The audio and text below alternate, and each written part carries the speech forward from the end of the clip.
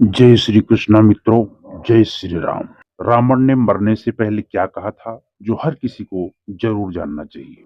नमस्कार दोस्तों, हमारे मोटिवेशनल आध्यात्मिक चैनल में आपका बहुत बहुत स्वागत है। जब भगवान राम और रावण के बीच युद्ध हुआ था तो रावण मृत्यु शैया पर पड़ा था। जीवन के अंतिम समय में रावण ने लक्ष्मण को कुछ ऐसे उपदेश दिए थे जो हर किसी को जरूर जानना चाहिए। तो आइए दोस्तों, आज हम इसी के बारे में बात करेंगे। यदि आप लोग भगवान श्री राम के भक्त हैं तो जय श्री राम कमेंट में जरूर लिखें। रावण भले ही एक राक्षस कुल का राजा था, लेकिन उसके जैसा दुनिया में दूसरा कोई व्यक्ति नहीं। इसलिए कहा जाता है कि रावण सिर्फ एक है, लंकाधिपति दशानन महाराज। रावण अत्यंत ही बलशाली, महापराक्रमी योद्धा, परम शिव भक्त, वेदों का ज्ञाता और महापंडित था। रावण की विशेषताएं जान लेते हैं दोस्तों। आप लोग चैनल में नए हैं तो चैनल को सब्सक्राइब जरूर करें मित्रों। इससे हमको मोटिवेशन मिलेगा और हम कहानी को और बेहतर बनाएंगे। जैन शास्त्र में रावण को प्रतिनारायण माना गया है। यही कारण है कि जैन धर्म के 64 सलाका पुरुषों में रावण का नाम भी शामिल है। रावण ब्रह्मज्ञानी और बहुविद्याओं का जानकार था। कई तरह के तंत्र, सम्मोहन, इंद्रजाल और जादू जानता था। रावण के पास ऐसा विमान भी था जो अन्य किसी के पास नहीं था। इसलिए जब रावण मृत्यु शैया पर पड़ा होता है तब भगवान राम अपने भाई लक्ष्मण को रावण से राजनीति और शक्ति का ज्ञान प्राप्त करने को कहते हैं। क्यों राम ने लक्ष्मण को रावण से शिक्षा लेने के लिए कहा दोस्तों, आप लोग बने रहे। बहुत ही बेहतरीन आप लोग को जानकारी हम देने जा रहे हैं। आप लोग जरा सा स्किप मत करें और वीडियो को पूरा देखें, आपको पूरी जानकारी प्राप्त होगी दोस्तों। बहुत ही महत्वपूर्ण बातें हैं। जब राम और रावण के बीच युद्ध हुआ तो रावण की हार हुई। रावण मरणासन अवस्था में था।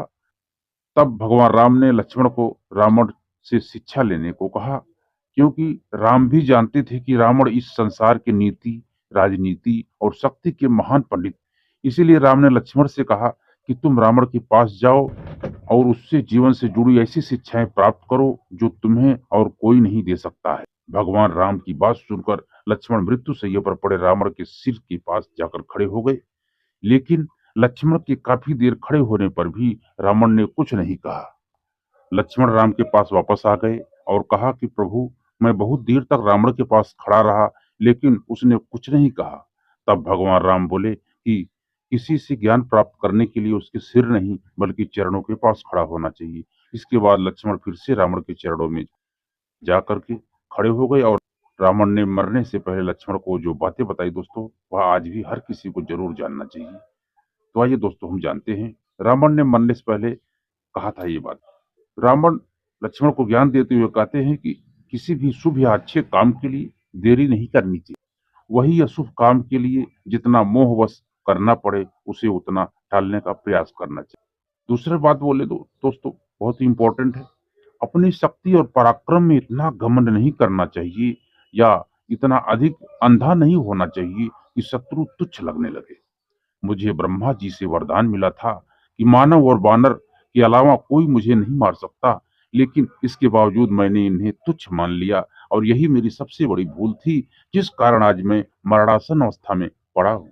रावण का तीसरा बहुत महत्वपूर्ण उपदेश दोस्तों, रावण का तीसरा उपदेश था कि अपने शत्रु और मित्र के बीच पहचान करने की समझ होनी चाहिए। कई बार हम शत्रु को अपना मित्र समझ लेते हैं जो कि बाद में हमारे शत्रु साबित होते हैं। वहीं जिसे हम शत्रु समझकर पराया कर देते हैं वही हमारे असली मित्र होते हैं। रावण ने लक्ष्मण को ज्ञान देते हुए आगे कहा कि अपने जीवन के गूढ़ रहस्यों के बारे में किसी को भी नहीं बताना चाहिए, फिर चाहे वह आपका कितना भी सगा क्यों न हो।